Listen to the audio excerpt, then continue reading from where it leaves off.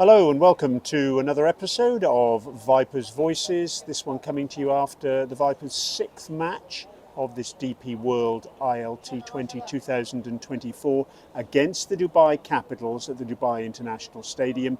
And it's been a defeat for the Vipers by 4 wickets off the very last ball. The Vipers scoring 169 for 6 and the Dubai Capitals getting home with 170 for 6 off that final delivery. Alongside me is Director of Cricket Tom Moody. Tom, I guess we're sitting here and I would imagine you're thinking to yourself, how on earth did the Vipers lose that game? Yeah, look, it's very, very frustrating for us. We're not, unfortunately, at this stage, putting all three key elements together efficiently. There's parts that we're absolutely dominating the game, and there's parts that have gone completely missing. So that's something for us to certainly reflect on, because we need to piece that together with the final matches ahead of us. It was a case of the old firm back together at the top of the order. Alex Hales and Rohan Mustafa, they opened successfully last season. They opened again in the previous match too, but this time 81 in a shade over 8 overs. It was a fantastic start, wasn't it? It certainly was, and it was certainly a start we weren't expecting after the first 2 overs, because we took a little bit of time to get going. But once we got going, particularly Rohan, he took the game apart, and that's what he's done on the odd occasion last year, and has certainly done today. He batted superbly well, and sort of justified his role at the top of the order, being that sort of impact player that can throw a punch early in those power play overs. So thrilled to see him in the runs and giving us that start that really sort of got our innings up and running and flying. Frustration though, he was out immediately after getting to 50. Alex Hales out for 49. I guess a major contribution from one of those two could have been the difference in this match. Yeah, look, I wouldn't be pointing the finger at either of those two. They batted exceptionally well, and I think as the innings unfolded, the conditions changed a little bit. I think also the Capitals adjusted, the way they bowled on the surface. They changed their pace quite cleverly, and sort of playing those free-flowing shots wasn't as easy as it was in the first phase of the game. But with the batting lineup that we've got, and the power that we've got to come, it was just disappointing that they didn't take advantage of such a good foundation. Yes, it would have been nice to see one of them go on and possibly get 100, but in T20 cricket, it's not always about that. It's about partnerships, and that was a significant one. But we failed to really get any traction in those middle overs with any partnership, and it wasn't until Adam Hose at the end of the innings, draw some sort of life back into our batting to give us a competitive total. Yes, 4 for 11 in 18 balls in the middle of the innings, from 116 for 1 to 127 for 5. That ultimately was where the game was won and lost, I think, wasn't it? Certainly was. There was one facet of the game that let us down.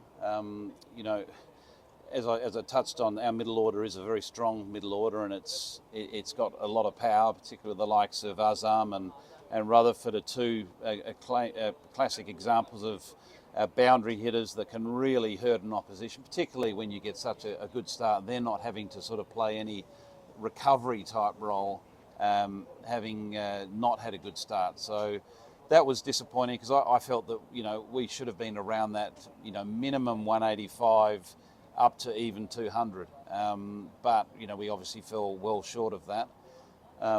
But there was other aspects of our game I felt let us down. Not only that little passage of play in our batting, but there were other aspects that let us down.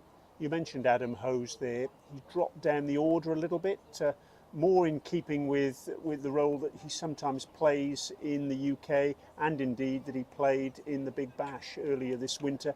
35 not out from 17 balls. You must have been delighted with that, particularly as hitting down the ground. Yeah, thrilled that he had a day out. We all know that he's a damaging player, and the great thing about Adam is that he has that versatility as a batter. He can bat sort of anywhere between 3 and 7, and seem to do it quite seamlessly. So he's got a good technique. If he's having to get in there early, but he's also got a game that can really hurt you at the back end, which he showed tonight.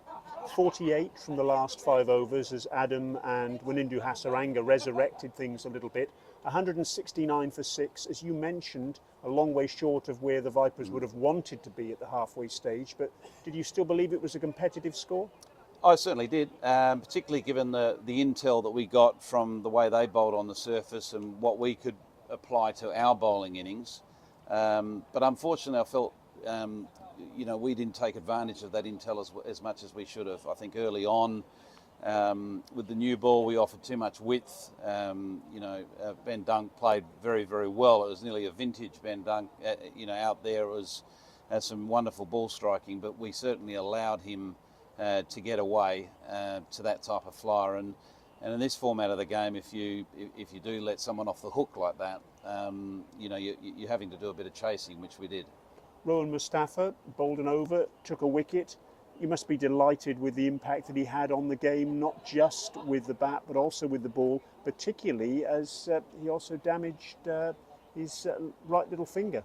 Yeah, obviously, I think that I'm not sure what the actual situation of that finger is, but he showed his value as an all-round cricketer. He also fielded well, I thought. His energy in the field and his speed around the boundary has always been an asset for us. But it's nice that you can call upon his off spin, and he managed to get that important breakthrough for us. But unfortunately, his contributions with bat and ball and in the field wasn't enough for us today.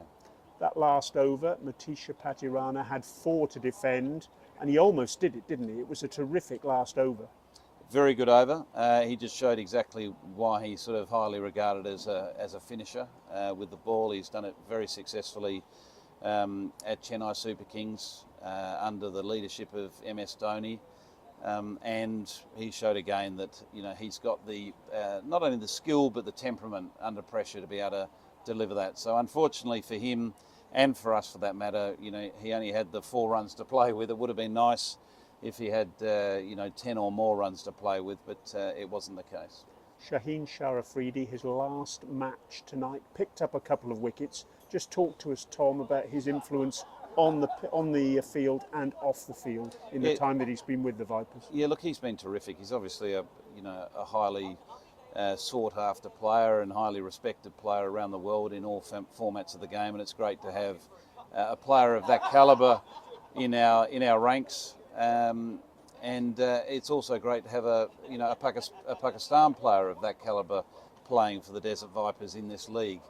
We've seen as he's been around playing the 5 games that he's been with us, there's been a lot of support for him and his colleagues from Pakistan. There's obviously a big community of Pakistan people here that have settled here and working in the UAE that love to see their stars, and he is a superstar. And he had an impact on the field for us, taking some wickets. But I suppose the impact he's had off the field in the dressing room has been very positive. He's been prepared to share his knowledge. He's been very easily fit into our environment, which is always nice. So, it was great to have him, and a shame to say goodbye to him. Are you confident you've got the resources to cope? Obviously, there's Tamal Mills, there's Sheldon Cottrell on the sidelines.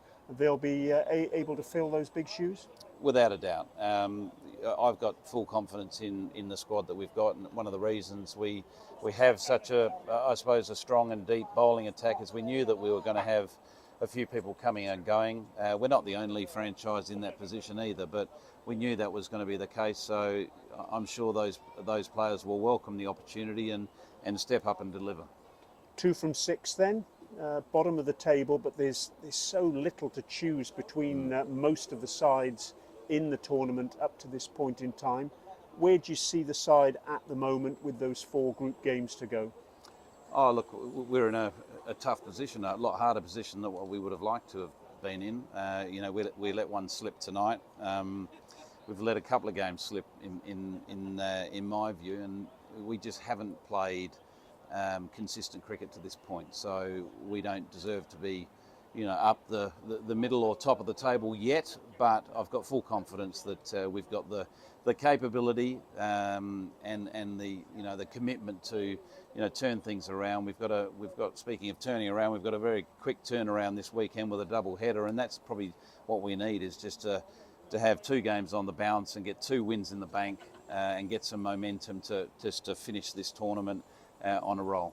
You mentioned those games coming up, but of course before those 2 games at the weekend, small matter of a repeat of last year's final against the Gulf Giants. That's going to be a massive game, isn't it, at this venue on Saturday? Very much so. Well, they're a good side, and I think a side that's respected in this tournament. But funnily enough, I was only talking to a couple of people in the media before this game, and they made the comment how strong all the teams look. So I think not only the Gulf Giants look strong, but I think most of the teams in this tournament look well balanced and strong sides. So we're going to have to pull our game together and raise the bar in all those 3 departments that I've touched on. And I've got full confidence we can do that. And if we do that, I've got confidence that we'll be where we need to be at the end of the season. So there we are, Tom Moody with his view, and that's an end of this Vipers Voices.